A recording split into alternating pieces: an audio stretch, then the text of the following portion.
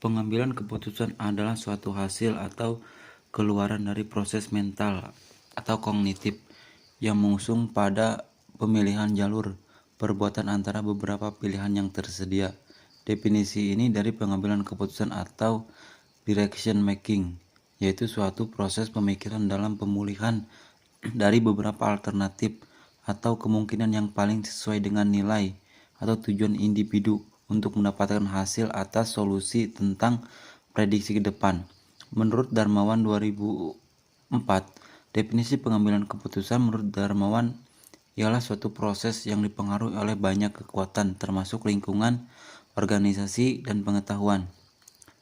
Kecakapan dan motivasi pengambilan keputusan merupakan ilmu dan seni pemilihan alternatif solusi atau tindakan dari sejumlah alternatif solusi dan tindakan yang berguna menyelesaikan masalah. Pengambilan keputusan adalah tindakan pemilihan alternatif. Hal ini berkaitan dengan fungsi manajemen. Misalkan saat manajer merencanakan pengelolaan pengontrolan, mereka membuat keputusan. Akan tetapi, ahli teori klasik tidak menjelaskan pengetahuan tentang pengambilan keputusan tersebut secara umum. Kebanyakan pembahasan proses pengambilan keputusan terbagi dalam beberapa langkah.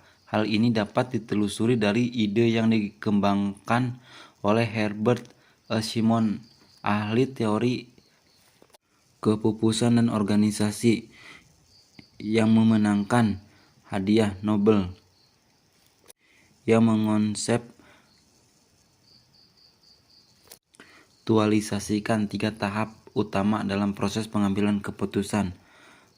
Yang pertama, aktivitas integrasi. Aktivitas integrasi berasal dari pengertian militer. Integrasi Simon mendeskripsikan tahap awal ini berbagai penelusuran kondisi lingkungan yang memerlukan pengambilan keputusan. Aktivitas desain. Selama tahap kedua mungkin terjadi tindakan penemuan, pengembangan, dan analisis masalah. Aktivitas memilih. Tahap ketiga dan terakhir ini merupakan pilihan sebenar-benarnya memilih tindakan tertentu dari yang tersedia. Perilaku pengambilan keputusan. Perilaku pengambilan keputusan berkaitan dengan ahli teori perilaku organisasi seperti dalam buku Marsh dan Simon Organization pada tahun 1958. Tetapi bidang tersebut menjadi lebih menarik dengan topik seperti motivasi dan tujuannya, dan menekankan berkurangnya pengambilan keputusan. Perilaku pengambilan keputusan dikembangkan di luar jalur teori dan penelitian perilaku organisasi oleh psikolog kognitif dan ahli teori keputusan dalam ilmu ekonomi dan informasi.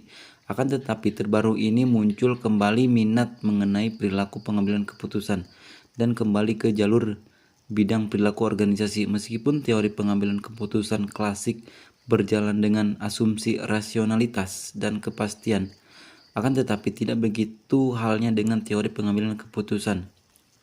Ahli teori perilaku pengambilan keputusan sependapat bahwa individu mempunyai keterbatasan kognitif. Kompleksitas organisasi dan dunia secara umum menyebabkan individu bertindak dalam situasi ketidakpastian dan informasi begitu ambigu dan tidak lengkap. Kadang-kadang risiko dan ketidakpastian ini menyebabkan pembuat keputusan organisasi mempunyai keputusan yang diragukan atau tidak etis. Rasionalisasi keputusan. Definisi rasionalisasi yang paling sering digunakan dalam pengambilan keputusan adalah bahwa hal tersebut merupakan rencana tujuan. Jika sebuah rencana dipilih untuk mencapai tujuan yang diinginkan, maka keputusan dikatakan rasional. Tetapi terdapat banyak komplikasi untuk tes rasionalitas yang sederhana. Hubungan antara aktivitas organisasi dan tujuan akhir kerap kali tidak jelas, atau tujuan akhir tidak sepenuhnya dirumuskan, atau terdapat konflik internal dan kontradiksi antara tujuan akhir atau rencana yang dipilih untuk mempertahankan tujuan. Selain itu, komplikasi yang berhubungan dengan rangkaian rencana, ada kemungkinan konsep tersebut tidak dipakai.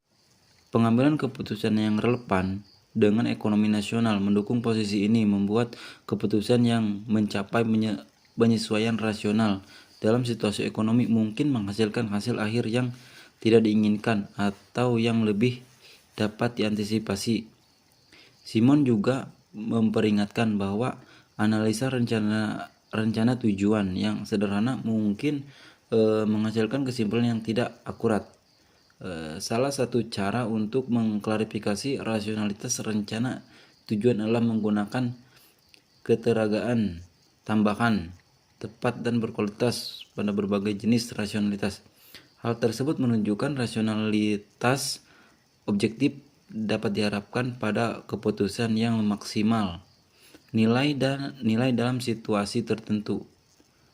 Rasionalisasi objektif dapat digunakan jika keputusan memaksimalkan hasil dalam kaitannya dengan pengetahuan objek tertentu. Rasionalitas dengan sengaja dapat diterapkan pada keputusan di mana menyelesaikan rencana untuk tujuan merupakan proses dengan sengaja. Keputusan dianggap rasional saat penyelesaian rencana pada tujuan dicari oleh individu atau organisasi. Keputusan dianggap rasional secara organisasi jika pengambilan keputusan dalam perilaku organisasi untuk tujuan organisasi, dan keputusan dianggap rasional secara personal jika diarahkan pada tujuan pribadi. Model perilaku pengambilan keputusan. Terdapat banyak model deskriptif dari perilaku pengambilan keputusan. Akibat hal ini menjadi model untuk banyak perilaku pengambilan keputusan manajemen. Model berusaha mendeskripsikan secara teoritis dan realistis bagaimana manajer praktik pengambilan keputusan. Secara khusus, model berupaya menentukan beberapa rasional pembuat keputusan manajemen. Model berkisar pada rasionalitas lengkap seperti dalam kasus model rasionalitas ekonomi klasik sampai sepenuhnya tidak rasional seperti dalam kasus model sosial. Mantan CEO Paul Jacques Nasser atau Matt Slater dari Omnimedia, gaya-gaya ini merefleksikan sejumlah dimensi psikolog, termasuk bagaimana membuat keputusan, merasakan apa yang terjadi di sekitar mereka, dan bagaimana mereka memproses informasi. Gaya direktif. Pembuatan keputusan gaya direktif mempunyai toleransi rendah pada ambiguitas dan berorientasi pada tugas dan masalah teknis. Pembuatan keputusan ini cenderung lebih efisien, logis, pragmatis, dan sistematis dalam mencegah masalah. Pembuatan keputusan direktif juga berfokus pada fakta dan penyelesaian segala sesuatu yang cepat. Mereka berorientasi pada tindakan, cenderung mempunyai fokus jangka pendek. Jika suka menggunakan kekuasaan, ingin mengontrol, dan secara menampilkan gaya kepemimpinan otokratis.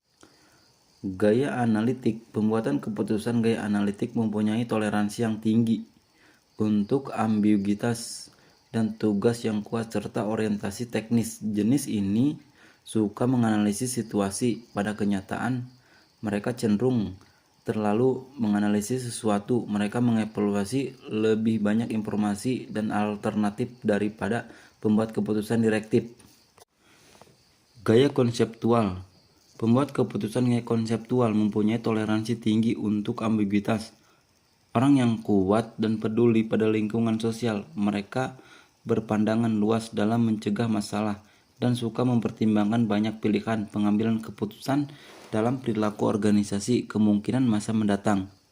Pembuat keputusan ini membahas sesuatu dengan orang banyak, kemungkinan untuk mendapatkan sejumlah informasi, dan kemudian mengandalkan intuisi dalam pengambilan keputusan. Pembuat keputusan konseptual juga berani mengambil resiko dan cenderung bagus dalam menemukan solusi yang kreatif atas masalah. Akan tetapi, saat bersama, mereka dapat membantu mengembangkan pendekatan idealisasi dan ketidakpastian dalam pengambilan keputusan. Gaya perilaku pembuat keputusan. Gaya perilaku ditandai dengan toleransi ambiguitas yang rendah. Orang yang kuat dan peduli lingkungan sosial pembuat keputusan cenderung bekerja dengan baik dengan orang lain dan menyukai situasi keterbukaan dalam pertukaran pendapat. Mereka cenderung menerima saran, sportif dan bersahabat, menyukai informasi verbal daripada tulisan. Mereka cenderung menghindari konflik dan sepenuhnya peduli dengan kebahagiaan orang lain.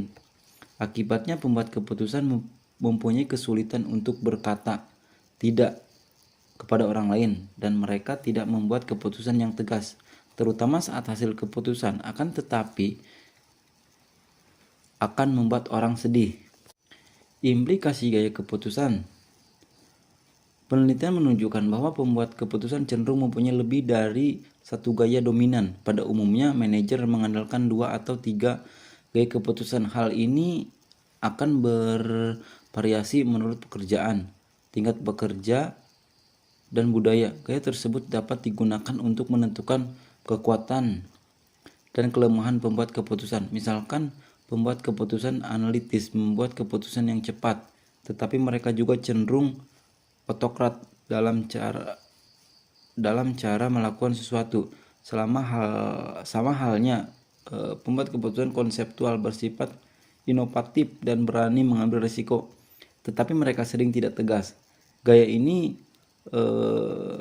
membantu menjelaskan mengapa manajer yang berbeda membuat keputusan yang berbeda setelah mengevaluasi informasi yang sama. Secara keseluruhan, analisis gaya pembuat keputusan berguna dalam memberikan pemikiran mengenai bagaimana menghadapi berbagai gaya pengambilan keputusan. Selanjutnya, teknik pengambilan keputusan. Teknik partisipatif.